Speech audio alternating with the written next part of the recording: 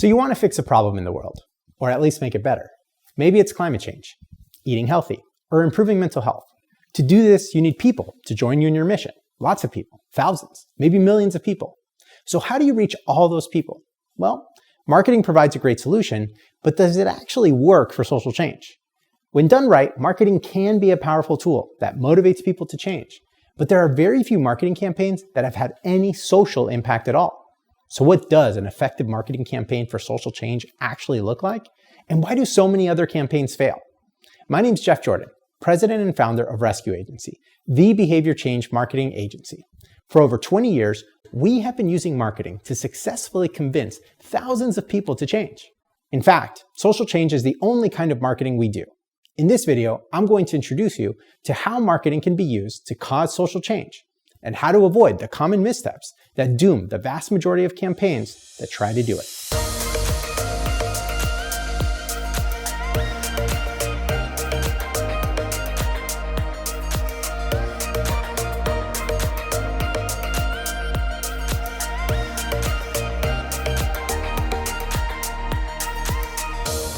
First things first, let's define what we mean by social change. For anything to change in our world, individual people have to take action. Whether you want people to change what they eat, or how they treat others, or how they protect the planet, you need individuals to choose to change a specific behavior. And when lots of people change that same behavior, that's when we see social change happen at a level that makes an impact. Now, that may sound pretty basic, but a lot of efforts don't even make it that far. That's because social change is often focused on increasing awareness about an issue, often a complicated issue, like drug use or mental health. Unfortunately, being aware that an issue exists rarely leads to change, because people don't receive guidance on what to do with that awareness. That's why we prefer to use the term behavior change marketing to describe what we do, because social change requires people to change a behavior. Other terms used to describe this include social marketing, health communications, and social change marketing. But they're all essentially describing the use of marketing to cause social change. So the first step in your mission is to figure out what behavior would lead to the social change that you want. The more specific that behavior is, the more likely you are to convince people to actually change it. Okay, so now that you know what behavior change marketing is, and why we put behavior at the center of everything that we do at Rescue, the next question is, why do most behavior change campaigns actually fail? There are a lot of reasons for this, including the fact that convincing people to change their behavior is a lot harder than people think. But the biggest reason these campaigns usually fail is because they're designed like regular marketing campaigns. And unfortunately, behavior change marketing is fundamentally different from the typical marketing campaigns you see every day. This is because most marketing is designed to sell a product or service. Each campaign has a targeted audience of people who already buy the product or who are likely to do so. This means those commercials you see every day are targeting people who already perform the behavior necessary to use the advertised product. For example, a car commercial is trying to convince you to buy its brand of car as the next new car. That commercial is not, however, trying to convince people to start driving a car. They're not targeting bicyclists. They're targeting people who already perform the required behavior, in this case, driving a car, to sell them a product. McDonald's targets people who already eat fast food. Nike targets people who play sports. Citibank targets people who already use a bank. Now, this seems logical, right? Why would McDonald's target people who only eat at fancy restaurants? Or Nike target people who hate sports? Or Citibank target people who keep their money in their mattresses because they don't trust banks? That would be a waste of money on some really weird commercials. That's why the typical marketing campaigns you see every day are not behavior change marketing. Another way to think about it is the difference between market size and market share. Market size is how much of a product is sold across all of the brands that exist for that product, like how much of all brands of soda combined is sold every year. And market share is how much a single brand sells of that entire market, like how much of all the soda sold is Coca-Cola. Most commercial marketing is focused on increasing market share for a specific brand. In contrast, behavior change marketing is more like increasing or decreasing total market size, because we don't care about specific brands. We care about whether or not people are doing the underlying behavior. That means we're either trying to convince people to stop doing something altogether, or we're speaking to people who aren't even thinking about engaging in a new behavior.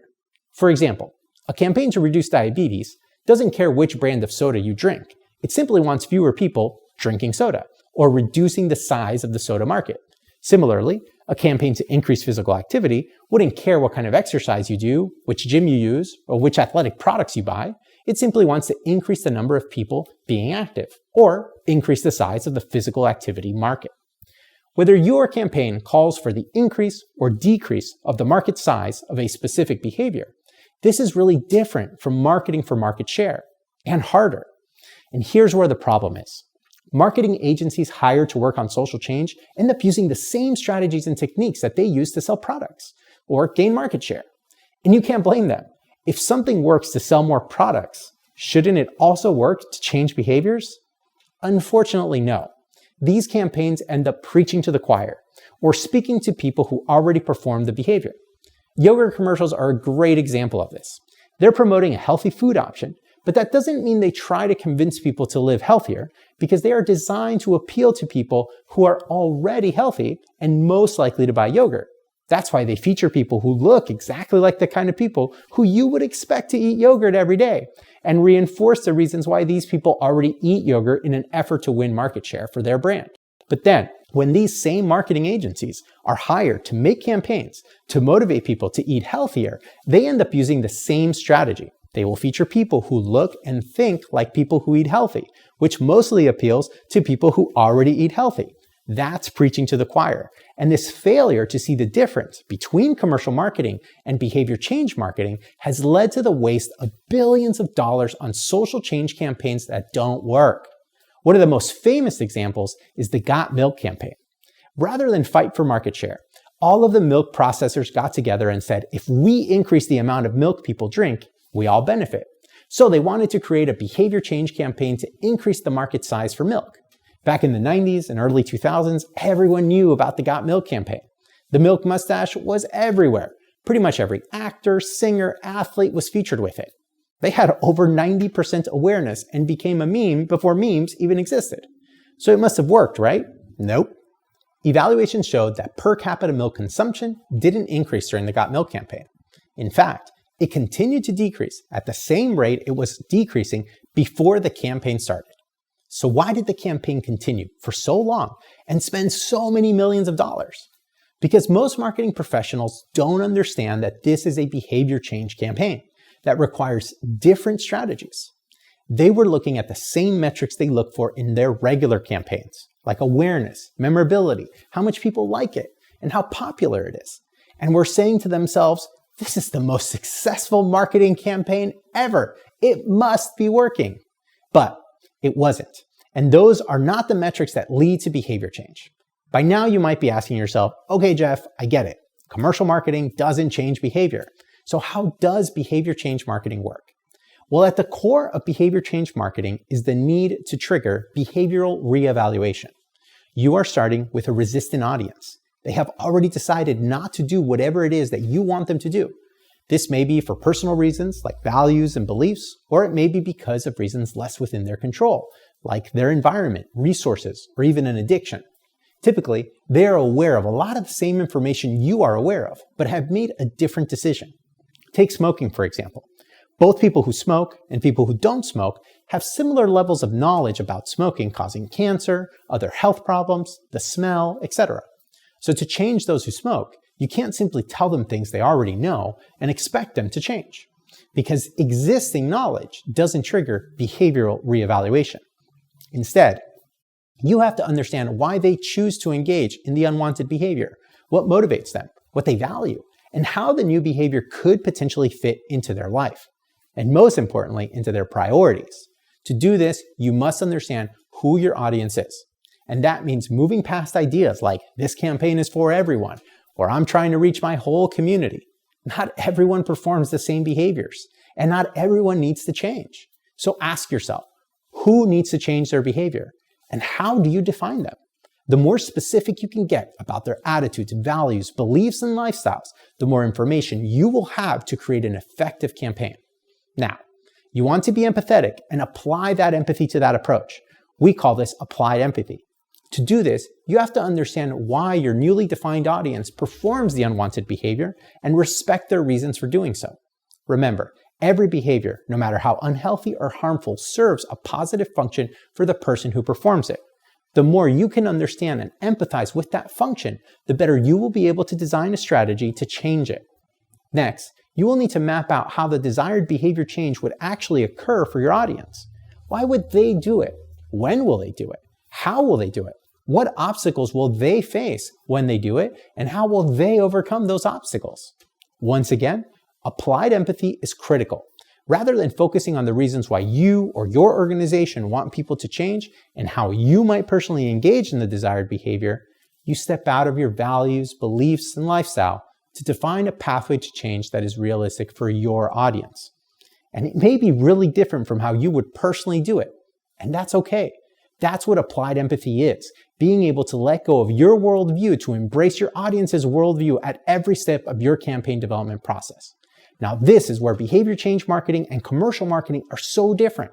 In commercial marketing, you're trying to align with why a person already performs a behavior and trying to convince them that to perform that same behavior with your product instead. If people were driving, this would be like trying to get a car to change lanes. It's still going in the same direction, it just shifted slightly. In contrast, behavior change marketing is asking someone to reevaluate and change a whole behavior. This isn't changing lanes. This is making a sharp turn. It's a big ask, and it requires a major motivator. Commercial marketing fits into the world as it is. It emulates the attitudes, beliefs, and desires of its audience and shows how its products fit into their world. Behavior change marketing reimagines the audience's world. It shows them how their attitudes, beliefs, and desires are better served by changing their behaviors. And this usually requires a new narrative, a new way of seeing the world. We already know what healthy eaters look like and act like, what environmentalists look like and act like, what drug-free people look like and act like. Your job is not to simply reinforce the existing lifestyles of people who already engage in your desired behavior. Your job is to imagine a new lifestyle, a new kind of healthy eater, environmentalist, or drug-free person. Your campaign should pave a new path for people currently engaged in the unwanted behavior to change their behavior based on their unique attitudes and values. And when they change, they won't join the people who already engage in the desired behavior. They will create a new, unique group of people who perform that behavior for their own unique reasons. We do this by creating authentic narratives across all of our work, whether it's a TV commercial, a poster, a social media ad, or an in-person interaction. Authentic narratives derive their authenticity from the accurate portrayal of the audience's lifestyles, attitudes, and values. Then, they show why this person who looks and sounds like the people engaging in the unwanted behavior choose to change their behavior and how they did it. By aligning this new behavior with the audience's attitudes and values and showing them how they can overcome their obstacles, you trigger behavioral reevaluation that can cause someone to make that sharp turn we're looking for. Let's take a look at an example campaign to see what behavior change marketing looks like in action. Nutrition is a great example of a challenging behavior to change. Because commercial marketers have experience promoting so many healthy foods, marketing agencies assume they can just promote behavior change in nutrition the exact same way. This has resulted in hundreds of healthy eating campaigns that look and sound like people who already eat healthy. Let's take a look at a typical example.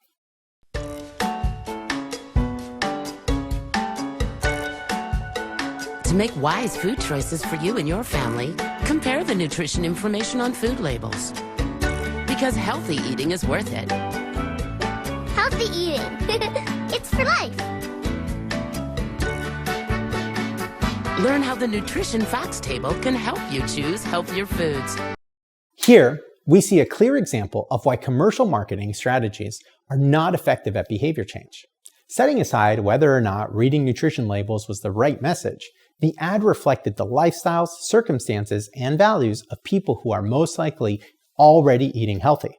The mother and daughter are both fit and seem to have an active lifestyle. They have access to a beautiful grocery store with plenty of healthy options. They have the time and money to casually browse the grocery store looking for healthy foods. The daughter seems eager, not resistant, to eat healthy options. And the mother has the education level necessary to interpret nutrition labels. This is exactly what we mean when we say preaching to the choir.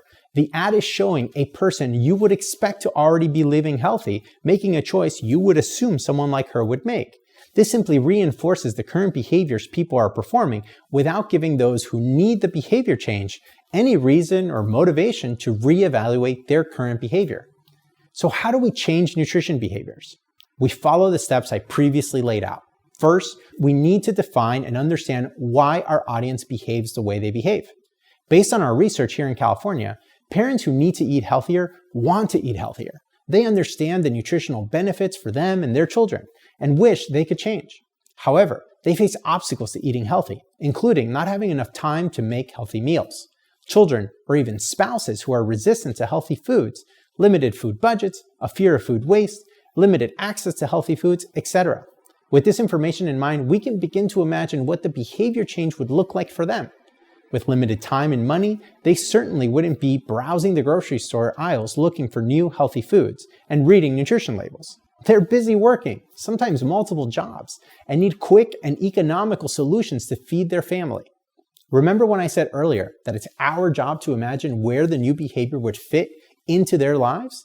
This means we have to identify an unhealthy food choice they are making and provide a specific behavior change for that unhealthy food that can be implemented with the same resources of time, money, and access. We have to be able to show someone how someone like them can make the healthy choice and why they would make the healthy choice, rather than simply delivering a generic message to eat healthier. So here's what we developed using the principles of behavior change marketing. This is my mom, Sarah. She works and goes to school. And even though she's busy, she always makes time to grab dinner for our family. But today, it looks like she's changing what we usually eat. Are those French fries? Fried chicken, perhaps? Nope. She's bringing home rotisserie chicken and salad. A healthy choice that's lower in fat and low in cost, too. But will we like it? We love it! Celebrate healthy choices that lead to more successful futures. Visit calfreshhealthyliving.org. As you can see, this ad presented a completely different world from the first one. The family depicted was not obviously healthy. They did not look or sound like people you would automatically assume to eat healthy foods. When working with our audience, we identified fast food dinners as a meal that happened frequently and would be of high impact if changed. So we identified a healthy alternative that cost the same and would take the same amount of time to purchase and prepare: rotisserie chicken with pre-mixed salad. This allowed us to reimagine their world and present a behavior change that they saw as realistic and appealing. By addressing many of the obstacles for them, we are able to trigger behavioral reevaluation in the audience when they realize they are seeing a behavior they would like to adopt, presented in a new way that is realistic for them to consider. Critically, the message to find a clear behavior to change was designed based on their lifestyles and values and showed them a pathway to change they had not considered before. This commercial is just a small element of a comprehensive behavior change campaign that shows our audiences how a new behavior can fit within their world. But hopefully, this example provides you with a newfound understanding of why behavior change marketing is so different from commercial marketing to sell products. And more importantly, I hope it helped you understand your role in reimagining your audience's world to make behavior change a realistic option for them. Today, we focused on 3 key concepts of behavior change marketing that make it different from commercial marketing. First, we talked about how behavior change marketing campaigns have to trigger behavioral reevaluation within their audience by presenting the audience's world in a new way.